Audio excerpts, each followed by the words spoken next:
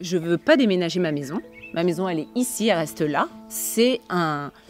Non, et puis la maison, c'est ici, on a fait tous les travaux. Nous, c'est notre patte qui est là-dedans. C'est nous qui avons bossé.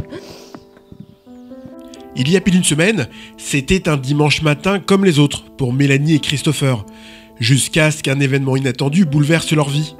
La falaise d'une dizaine de mètres de hauteur, située à quelques mètres de leur maison, s'est en partie écroulée dans leur jardin. Et en fait, moi j'étais le premier dans le jardin et j'ai entendu un premier son assez sourd. Et en me tournant vers la falaise, j'ai vu un morceau, en fait, de la poussière. Quand j'ai vu la poussière en fait, ça pressentait quelque chose qui était tombé, mais un truc assez lourd. Et là, je me suis retourné et je vois que ça commence à dégringoler un petit peu. Et tout d'un coup, j'ai pris mon portable, j'ai filmé. Et il y a un premier morceau, un premier bloc qui est tombé d'un coup. Oh là! Attention!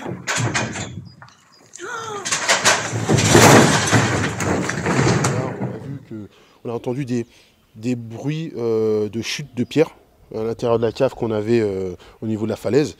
Et ces petits bruits ont commencé à s'accélérer. Et là, on a entendu des plus gros bruits. Christo, viens. Non, mais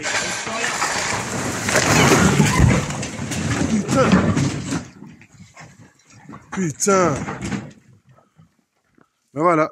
Va voir les enfants. Ça a duré même pas moins de 30 secondes avant qu'il y ait le gros éboulement et qu'on ait justement les dégâts sur les trois murs en fait. Parce qu'on avait un mur du côté de la Penty, un mur plus proche de la maison et le gros mur en silex.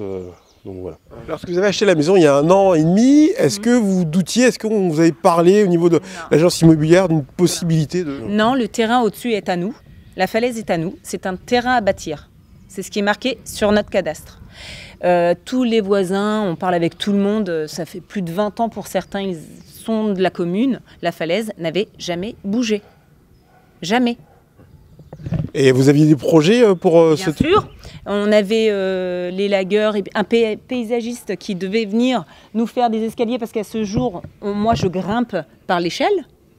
Au-dessus, on a 200 mètres carrés. On voulait élaguer et faire une terrasse parce que sur le cadastre, terrain à bâtir. Voilà, donc on avait des projets, oui. On avait fini en 1 an et demi, on a fait tous les travaux à l'intérieur de la maison. On a refait toute l'isolation extérieure et la toiture. Et puis, voilà quoi. Désormais, le couple attend avec impatience l'intervention de la BGRM, le service géologique national. 1 semaine après la catastrophe, leur expert n'est toujours pas passé. Dans tous les cas, ces jeunes propriétaires ont conscience qu'ils devront patienter avant de pouvoir revivre dans leur maison. Notre expert nous a dit qu'il espérait pour nous qu'on ait de la chance et qu'on puisse passer les fêtes de Noël à la maison. Au plus tard, 2 ans.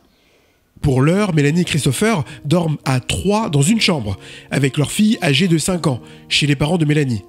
Le grand frère de 17 ans est quant à lui parti vivre chez son père, l'ex-compagnon de Mélanie. L'objectif immédiat est de trouver le plus rapidement possible un nouveau foyer qui pourra réunir la famille dans l'attente des travaux de sécurisation de la falaise. Je vous remercie de nous avoir suivis. Je vous rappelle que l'actualité de votre département d'Eure-et-Loir, vous la retrouvez aussi en vidéo sur notre site internet au www.le28.tv, également sur notre page Facebook à Télévision Eure-et-Loir. Partagez, likez, commentez l'information. Merci et à bientôt.